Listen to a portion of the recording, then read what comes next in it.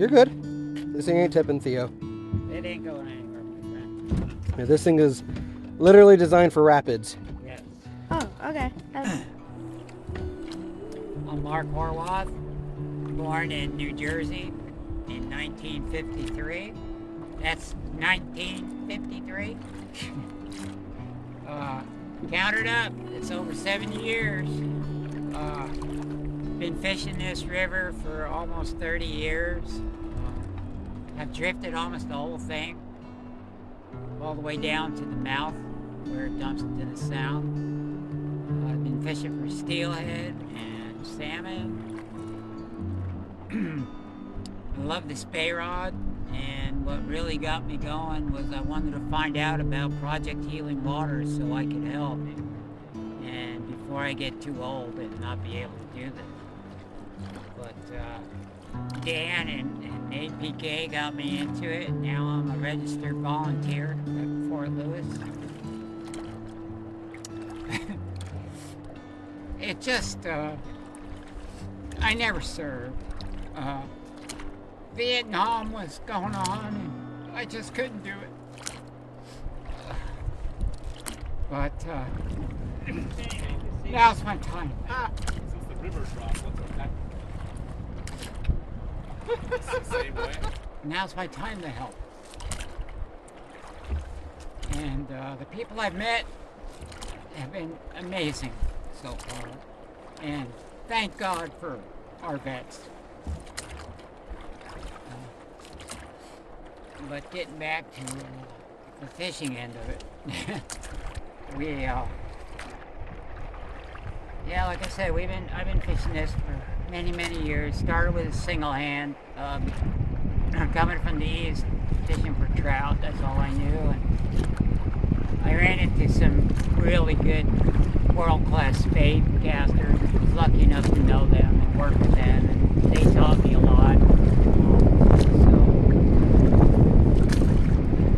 Here I am, and the sun, Skagit River. We're going to stop here and hopefully get some fish.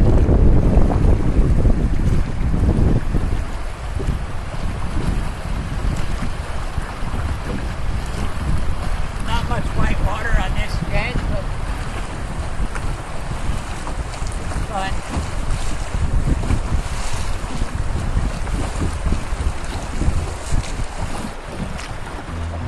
Well, I have fallen in love with the Skagit. It is such a beautiful river. It's large, it's intimidating for a lot of people, but you break it down into a smaller river and that's how you're going to find the fish. A lot of tactics now are with Skagit heads on your spay rods with sink tips and heavy flies. We get a lot of flow here. You got to get your fly down into the area where the fish are so they can see it. But it works really well. I used to single hand, but to throw these heavy flies and sink tips all day long, it gets to you, and the spay rods are much easier and less fatigue once you learn how to cast them. The interim can be a little painful. They're not that hard, really. You get with somebody that's been around.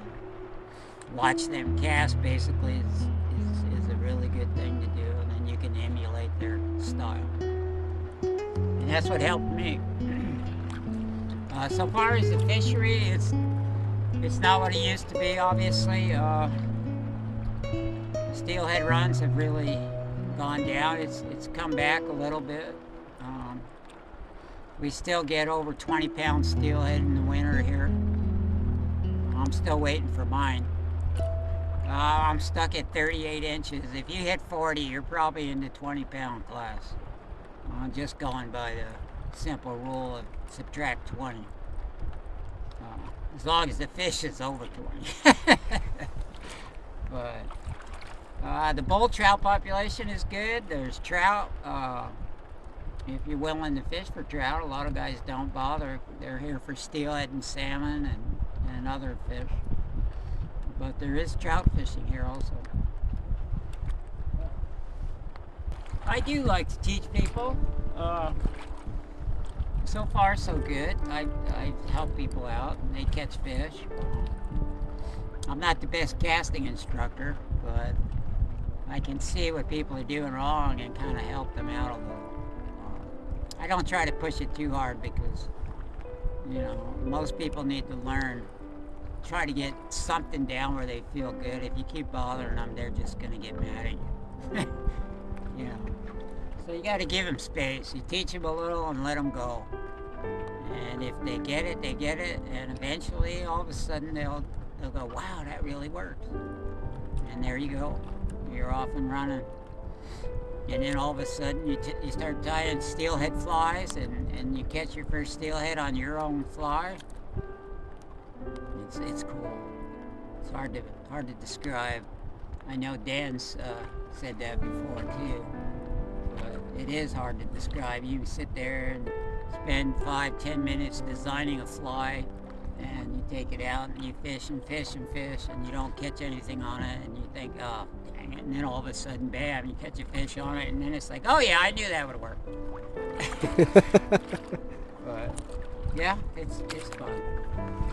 Yeah, I've been fishing the Skagit about 30 years, approximately. I'd have to really look back on. I have calendars I usually mark every day I go fishing on that day, what the river flow was, how many fish we caught, if we caught any, what we were using. So if I go back through my calendars, Trout Unlimited calendars, I probably find out when I started fishing here. But I know it was in the 90s, probably mid-90s, maybe like 96 or something. The changes I've seen, I think, are less fish, unfortunately.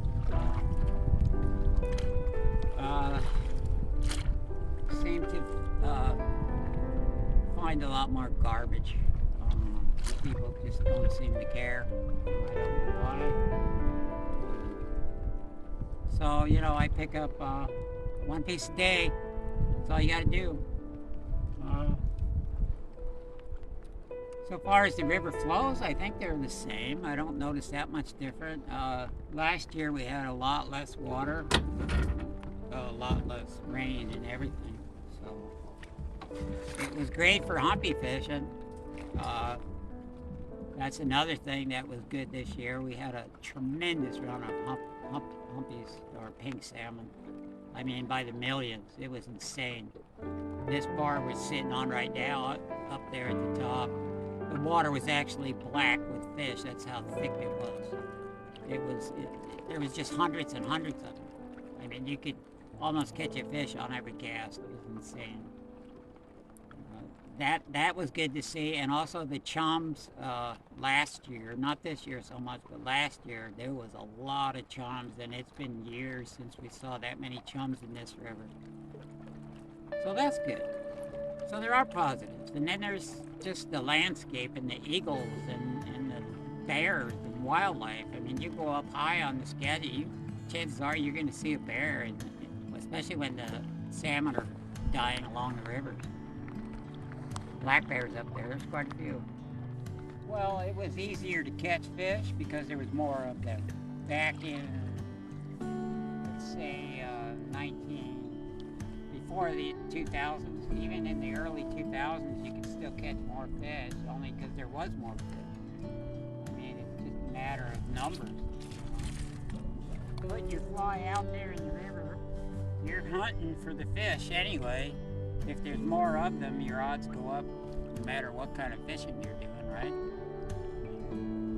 So nowadays, we fish and we hope every so often you get rewarded. Keep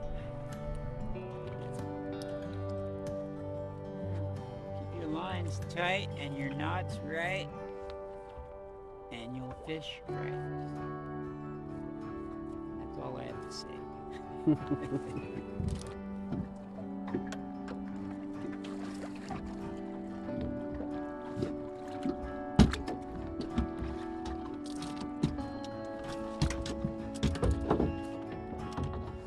says 70-year-olds can't do shit?